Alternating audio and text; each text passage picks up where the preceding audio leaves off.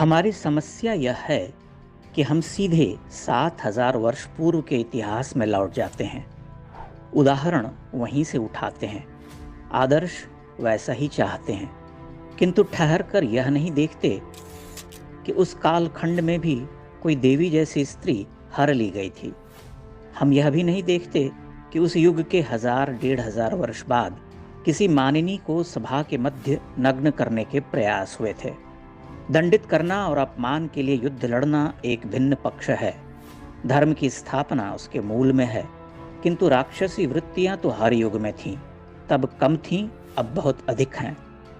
अब हमें इस बारे में विचार करना चाहिए कि रामायण काल और महाभारत काल के बाद भारत में क्या हुआ।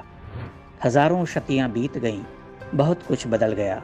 धर्म केंद्र में रहा, न रहा होता तो अगणित महान मनीषियों और शूरवीरों ने जन्म न लिया होता।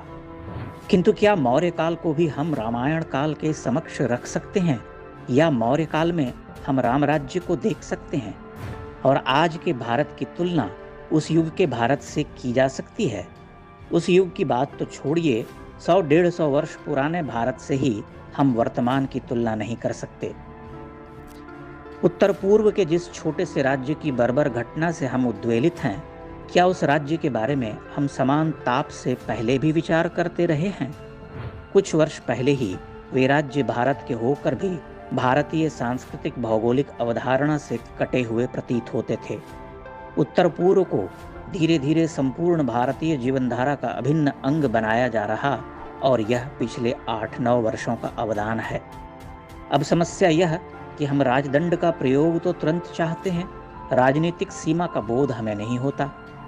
पहली बात तो यह कि आधुनिक लोकतंत्र के प्रतिनिधि पुरुष से किसी राजा का आचरण अप्रासंगिक है। यह सत्य है कि राजा की छवि जब हमारे मन में उभरती है तो हम सबसे पहले राम का ही विचार करते हैं।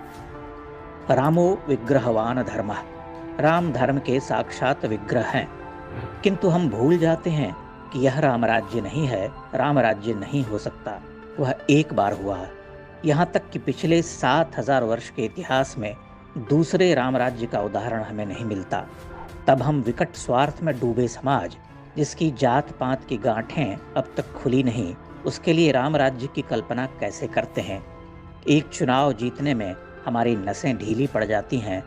हमें स्पष्टतः यही समझ में नहीं आता कि किसे चुनें, जबकि चुनाव में कोई विकल्प ही नहीं है। फिर भी हम कठिनाई से जीतते हैं। उत्तर प्रदेश का पिछला विधानसभा चुनाव उठाकर देख लीजिए, जबकि योगी आदित्यनाथ सर्वप्रिय हिंदू नेता हैं।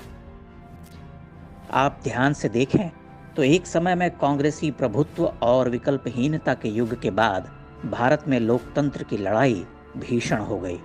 बहुमत तो बहुत दूर की बात थी। जिस कांग्रेस ने 5-6 दशकों तक देश को चलाया और हमारे माई बाप बनकर रहे, उसका ही आधार जाता रहा। जात पात और क्षुद्र स्वार्थ के नाम पर क्षेत्रीय दलों का उभार हुआ। ये उत्तर से दक्षिण और पूर्व से पश्चिम तक पसर गए। इन्होंने कांग्रेस से राजनीति सीखी।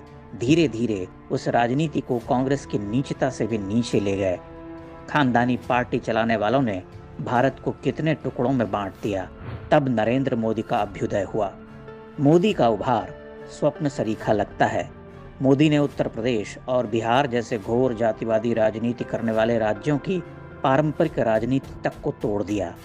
वे दूसरी बार जीते। अब तीसरी लड़ाई होनी है। निर्णायक समर होने वाला है। सारी नकारात्मक शक्तियां जुट गई हैं। देश को जात पात, जनजाति और धर्म के संघर्ष में झोंककर तबाह करने की योजना गति पकड़ रही है।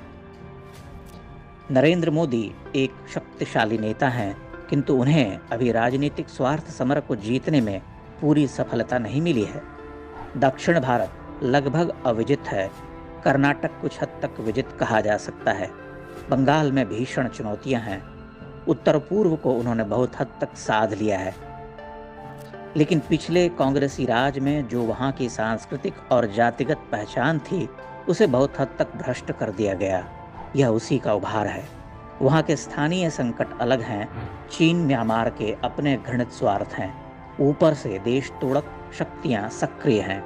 ताज़ा घटना जीवंत प्रमाण है, जहाँ हिंदुओं पर हुए अत्याचार को पूरी तरह से गौण कर केवल इस घटना का ढोल पीटा जा रहा। राम राज्य लाओ। क्या वर्तमान परिस्थितियों में वह संभव है? कर्नाटक में मुफ्तखोरों ने बीजेपी को सत्ता से हटा दिया। अगर वे भ्रष्टाचारी थे, तब भी कांग्रेस के मगरमच्छों के सामने उनकी क्या औकात थी? दो खराब विकल्पों में से हम उसे चुनते हैं जो कम खराब हो, जो कम से कम देशघाती तो नहीं हो। एक ओर हम बड़े परिदृश्य को ध्यान में नहीं रखते, अपने क्षुद्र और राजनीतिक स्वार्थ के लिए बीजेपी को हराते हैं, पार्टी को कमजोर करते हैं, फिर छाती पीटते हैं कि राजदंड क्यों नहीं उठाते। आप ध्यान से देखिए कितनी प्रतिगामी शक्तियां कार्यरत हैं। बीजेपी में राज्य स्तर पर नाकारे नेताओं की भरमार है। वे मोदी, योगी और शाह के भरोसे बैठे रहते हैं, माथे पर टीका लगाकर और जय श्री राम कहकर नैया पार लगाना चाहते हैं। ऐसे में मोदी जैसे अद्भुत राष्ट्र सेवक के सामने कैसी विकट चुनौतियां हैं। वह तो देश के भीतर और बाहर दोनों मोर्चों पर लड़ रहे। अगर आपको राम राज्य की आशा है तो आप पहले उन्हें शक्ति दीजिए। जिस दिन जात पात, धर्म और मुक्तखोरी के विरुद्ध खड़े होकर वोट करेंगे, उस दिन धर्म राज्य का पथ प्रशस्त हो जाएगा। अभी तो जो हासिल है वही बहुत है। संभवतः हमें इसका अंदाजा नहीं है कि हम क्या प्राप्त कर चुके हैं और उसे दृढ़तर क्या प्राप्त कर सकते हैं। लेकिन हमारा दुर्भाग्य यह कि हम किसी मौका परस्त मक्कार को भी मोदी का विकल्प बनाने की बात करते हैं। हमें राम राज्य की आकांक्षा है और हम स्वयं अच्छे और बुरे का साधारण सा भेद तक नहीं कर पाते।